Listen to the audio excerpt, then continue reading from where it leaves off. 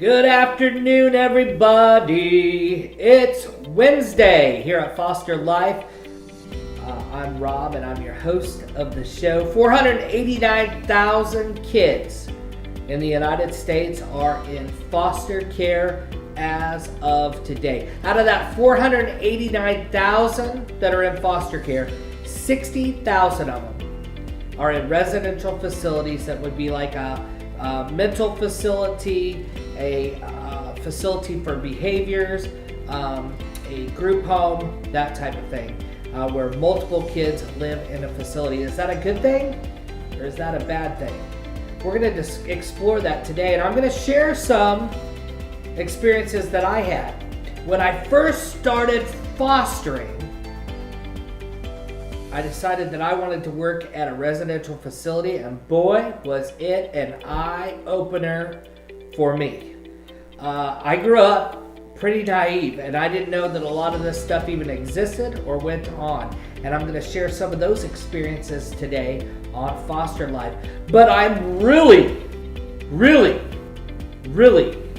excited because two of my boys are going to be on the show today as guests, and they're going to share their experiences in residential and maybe shed some light so that we can make a decision today. Is it therapeutic foster homes, and kinship placements better for you? Or is it residential facilities? What's going to be better in the long run, and what's going to make them leaders for our country? Because the children, they are our future. We'll be discovering this today right here on Foster Life. We'll be back right after these messages.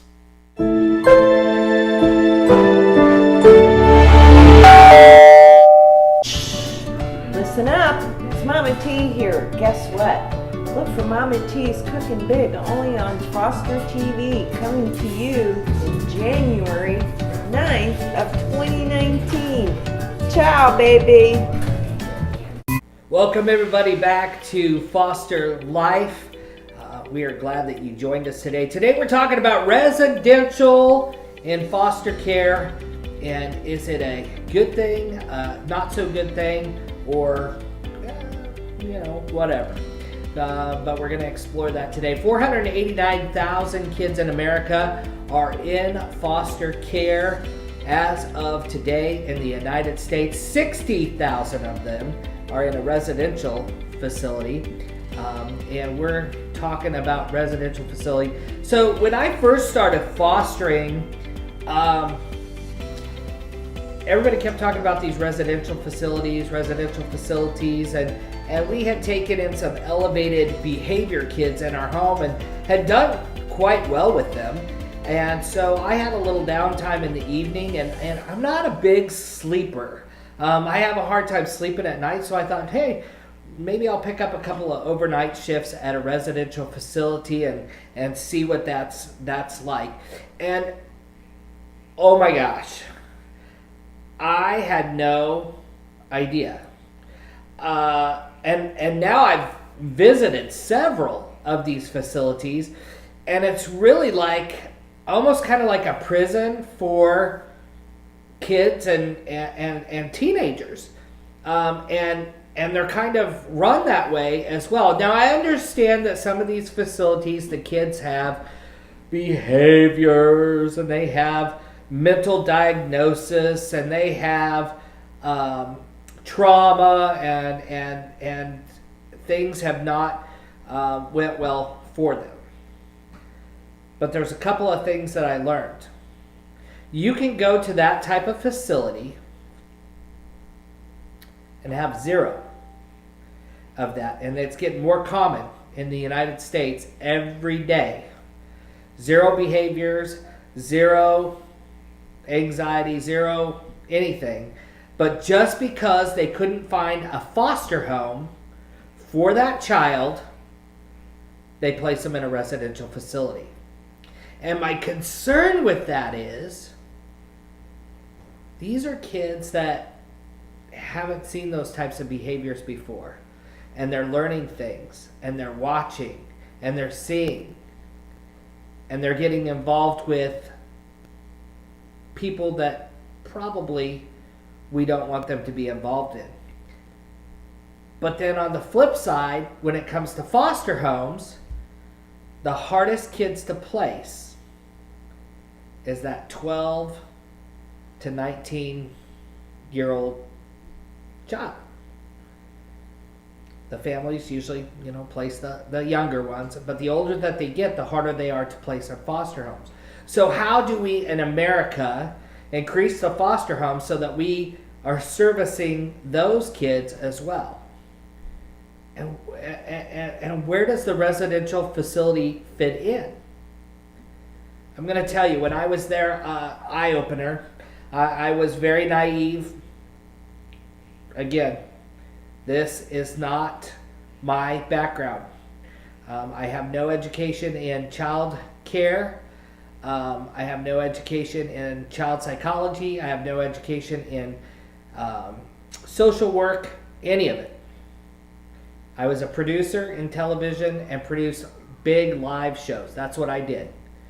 And so when I went into this facility, one, I think the biggest shock for me was how they're kind of run like a prison. That was shocking to me. And a lot of these kids have mental illness, and we're treating them like prisoners. And a lot of the kids that I worked with had not done anything so bad to even be treated that way. The second thing that I was amazed at, and I've seen this in several facilities, is the filth. Oh my gosh. Mold, cockroaches, dirty dishes that are supposed to be clean, that are in the cabinets, that are dirty, that they're going to use. Bathrooms, filthy. And it's not just one facility. There's several facilities that I've been to where it's been the same thing. Now, there's some good residential facilities out there as well. Don't get me wrong. But I think you're going to be interested today. I got a couple of guests on my show. And when we come back after this message, we're going to talk to one of those guests. And he's going to tell us about what life was like in residential. And I think some of the things that he has to share are very positive. But there's some things that kind of raise an eyebrow. We'll be back right after these messages. Join our Foster Christmas Challenge. It's easy. Share this video to your Facebook page and go shopping for kids 0 to 19 years old. Then take a picture or a short video and post it on the Foster TV fan page. And then drop it off at a local social services or a DFS office. I'm just here because I'm cute. That's it. Don't forget to challenge your friends. Merry Christmas! We're single. Not me. Not me either. Welcome back, everybody, to Foster Life. Today we're talking about residential. 489,000 kids are in foster care in the United States. 60,000 of them are in a residential facility. We got my son Brian on set today, and he is talking with us about residential. He spent about 3 years in a residential facility before he came to us, and he's told me some interesting stories, and I just wanted to kind of share them with you as we kind of mull through this and see what the purpose of a residential facility is. So Brian, getting back to you, tell me, because here at our house and with us, the holidays are a big thing, and we do a lot of stuff. So tell me what the holidays are like in residential. We celebrate the holidays, obviously, but most of the people, like if they actually have family to go back to, they usually go home for the holidays if they did good and stuff like that. But some people actually don't have anywhere to go, so they spend it at the campus, and like they try to make it as special as possible. Like we celebrate Easter, we color Easter eggs, and play Easter games and stuff. So you do the normal activities, but how often do you see your family when you live in a residential facility? It also depends on like how far the family lives, because some people see their family like every week almost. Mm-hmm. But usually family don't start at first. You have to start doing like family counseling with your parents before you actually get to have like off campus or like unsupervised visits and stuff like that. So that would be about like a month of that first, and then it goes to unsupervised, and then it starts up to like either 2 times a week, 3 times a week. And so, as you do those visits, and so, do you miss your family when you're there? Yeah, honestly, who wouldn't miss your family? Right. So how do you get through that? Because I mean, you were there. So if I got you, you came to live with me when you were 17. So you were there pretty young. So how do you deal with not having your family around and your family support and your siblings and that type of thing? Well, you have your staff and peers there to help you get through that. Like your staff and peers are a pretty good comfort, and they like joke around with you. They make it seem like where I was at, they make it seem like an actual family where you're at, and they're like nice, peers were nice, and all that. Well, let's go to the other facility, because after you completed the program there, then you went to another facility, and that's the facility I believe that you were in right before you came to us. And so how was that facility? Because I know that was totally different. It was a weird facility. Like we rarely ever got to come out of our room. Maybe like, since I was only there for like 2 weeks for emergency placement, but everybody was stuck in the room pretty much all the time. They only got like 15 minutes a day out of the room. 15 minutes a day out of your room. And he had successfully completed this other program at this other facility, and we're talking 15 minutes a day out of your room. And what did you guys do a lot of? Because I was just kind of flabbergasted when your social worker came when I first met you. And so what did you do a lot of? We mainly did a lot of like yard work. Like we fed the animals they had there. We did a lot of woodwork, cut trees, split logs.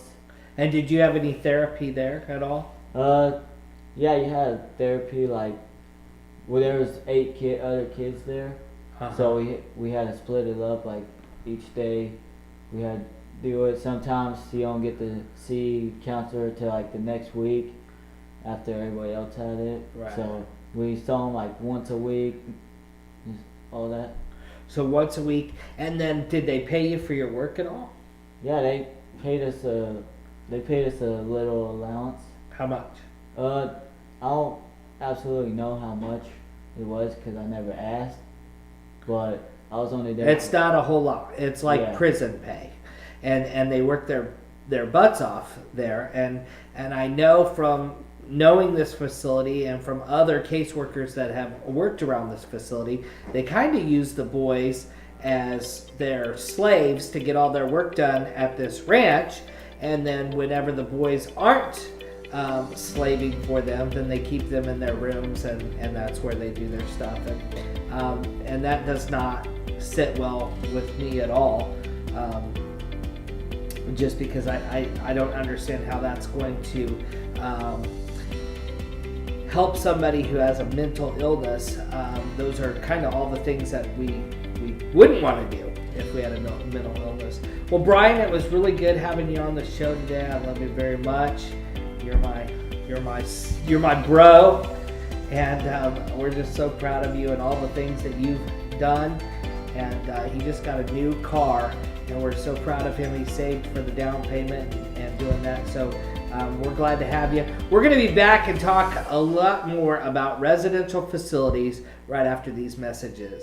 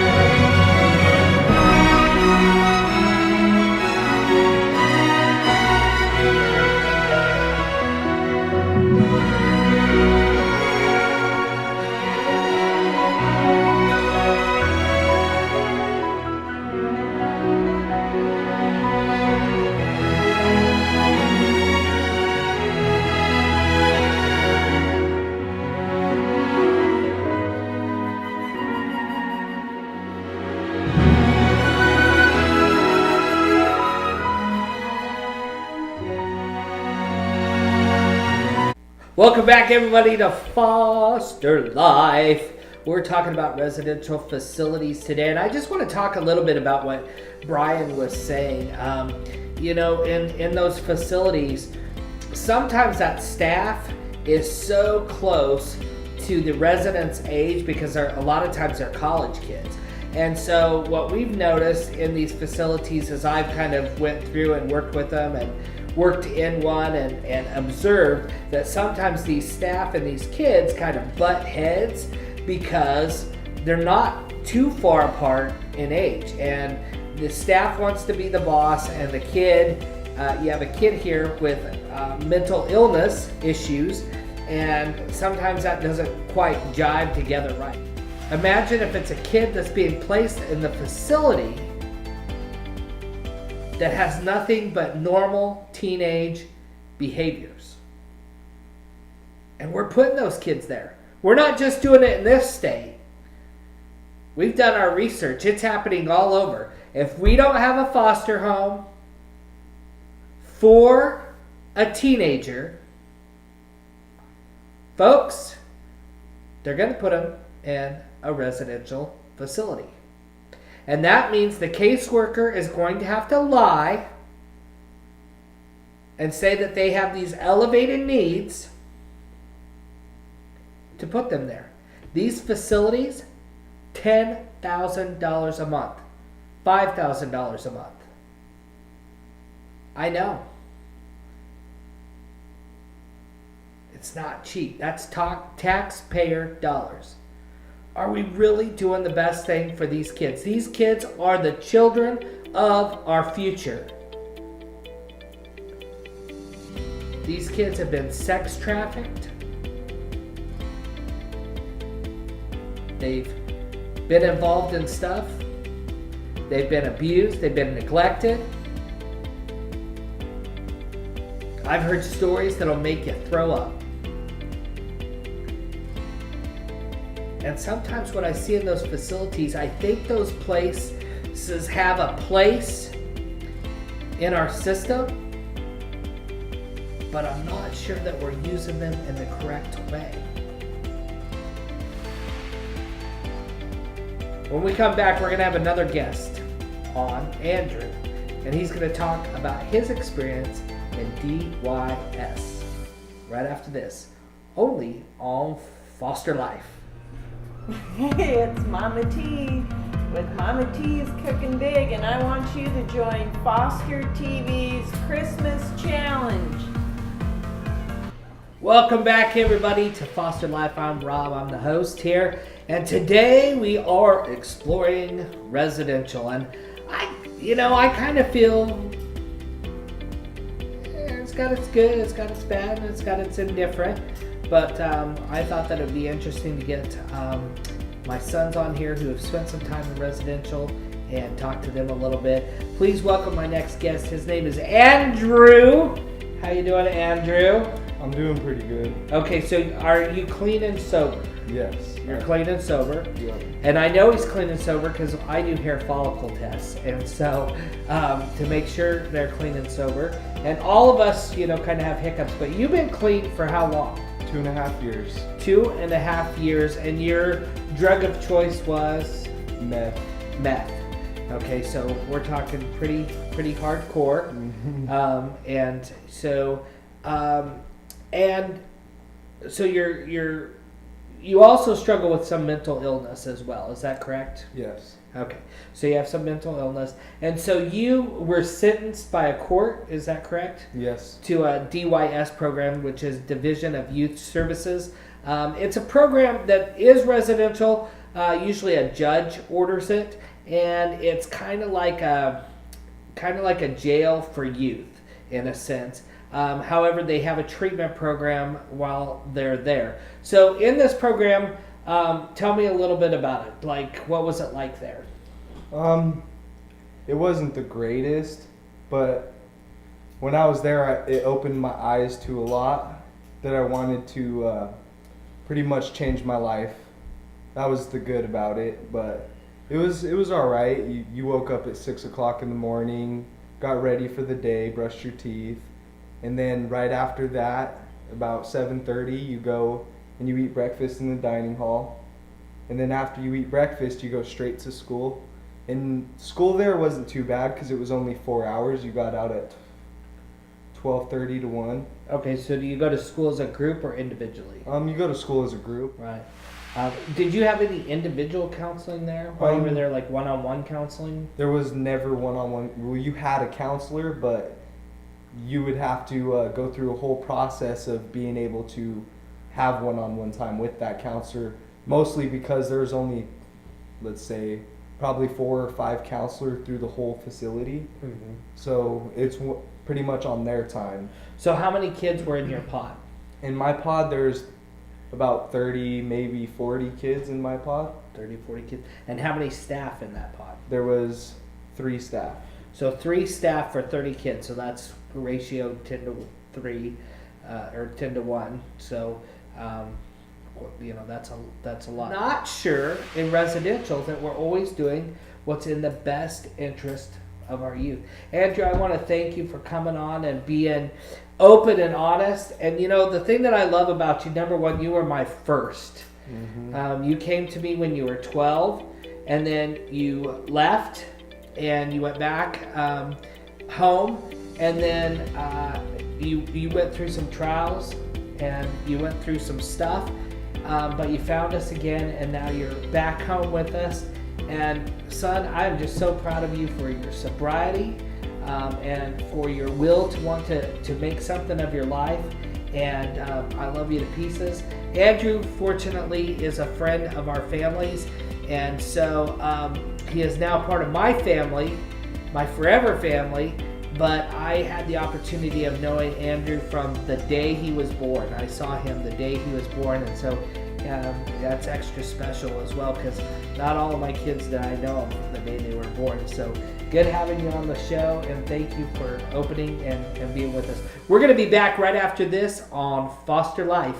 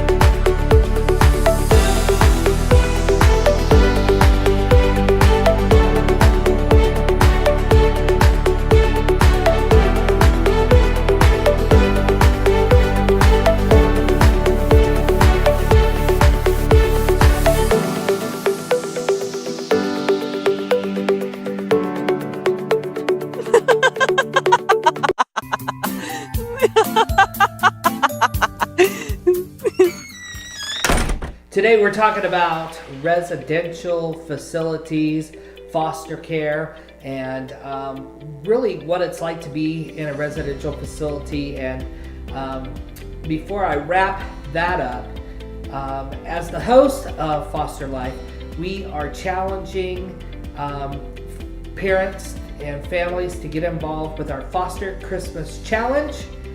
And what that basically is getting behind the 439,000 kids in care, providing them with Christmas presents that they deserve. And you can get involved by going to our Foster TV Facebook page, and there's a small video there. Watch what you need to do. It's really simple, and you get a challenge. 3 people to do that as well. And today, I'm going to call Kat Atwood from Music City Media in Nashville. I'm challenging her. I'm challenging Jalen's challenge. Stomp out bullying.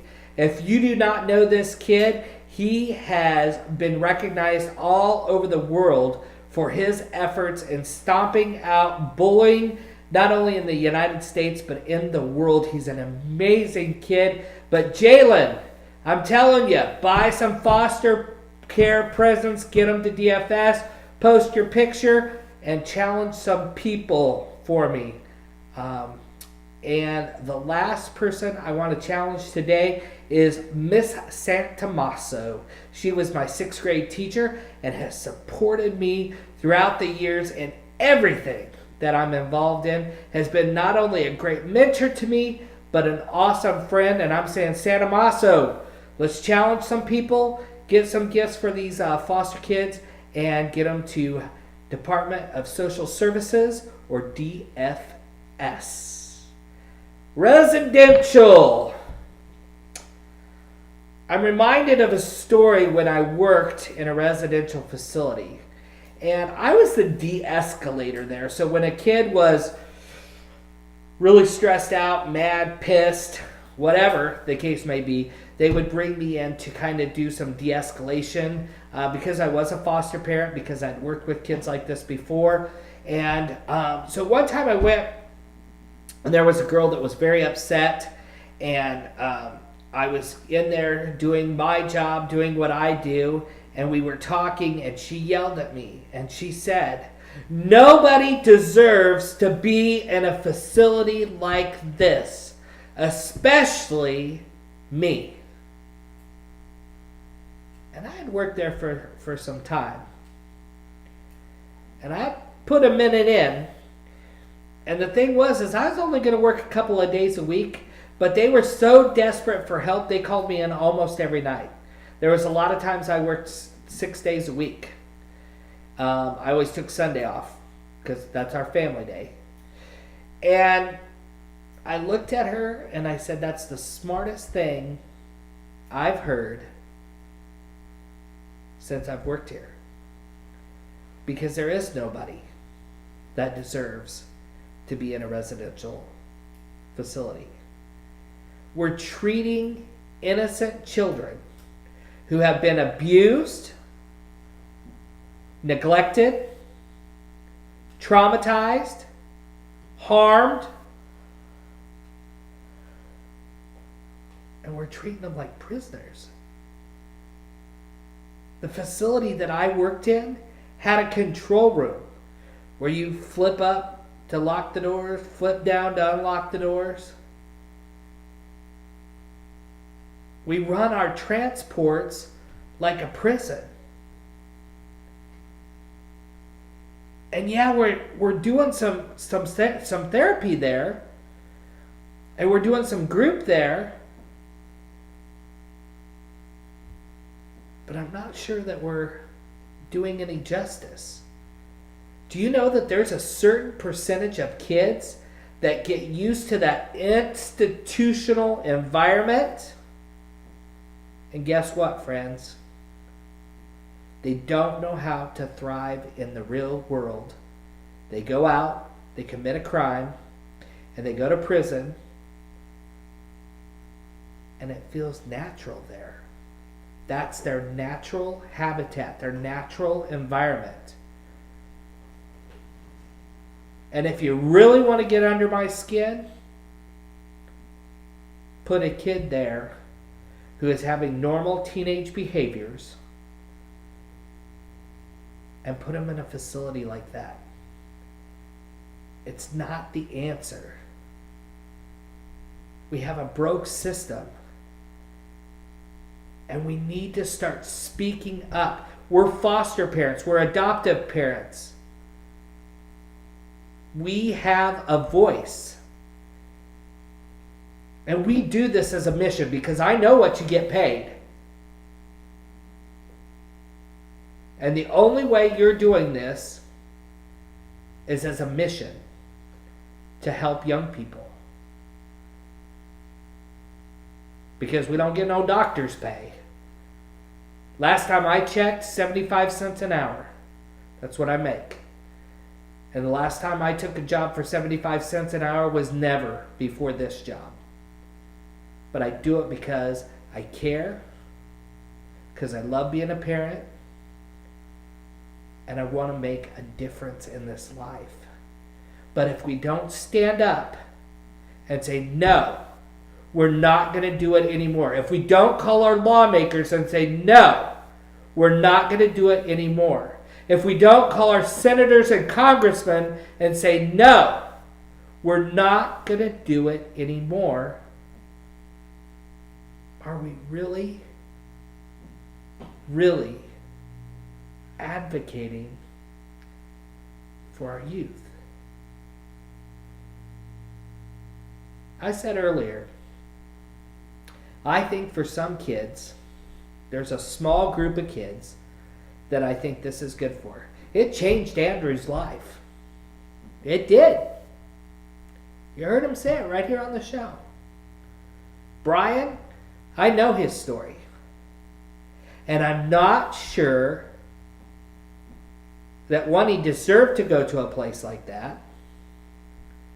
And I'm not sure that two, it was healthy. Because I know his treatment plan. I know what he went through. I know the stories.